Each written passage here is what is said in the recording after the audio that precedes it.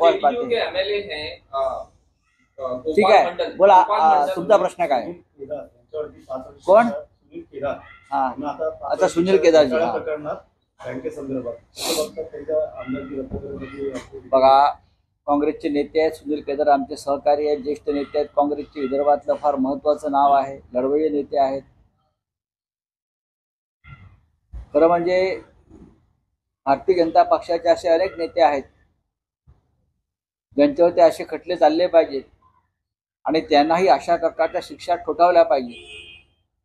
पण सध्या न्यायालयांवरती ज्या प्रकारचा दबाव आहे त्याच्यामुळे विरोधी पक्षातल्या लोकांना समन्स येतील, विरोधी पक्षातल्या लोकांना झटका होतील आणि विरोधी पक्षातल्या लोकांच्या खासदारक्या रद्द होतील. त्याच्यामुळे सुनील केदार यांना 5 वर्षाची शिक्षा ठोठावली आणि त्यांच्या आमदारकीवरती तलवार लटकवली याचं मला आश्चर्य वाटत नाही. पण सुनील केदार हे लढवय्ये नेते आहेत. संपूर्ण महाविकास आघाडी, खास करून शिवसेना, ही सुनील केदार यांच्या बरोबरीनं ठामपणे लढत राहील. आम्ही त्यांच्या पाठीशी आहोत.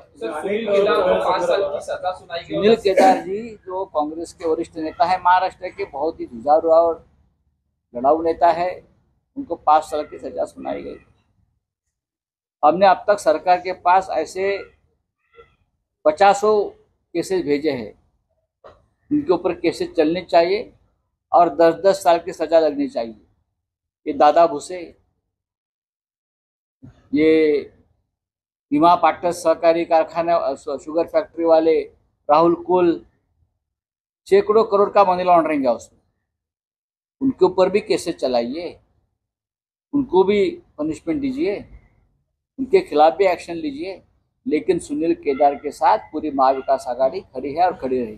कर्नाटका गवर्नमेंट जो है अभी कहीं ना कहीं हिजाब बैन के ऊपर वो जो डिसीजन लिया हुआ था उसको पीछे लेने की बात कर रही है. सिद्धरामैया ने भी एक क्या होता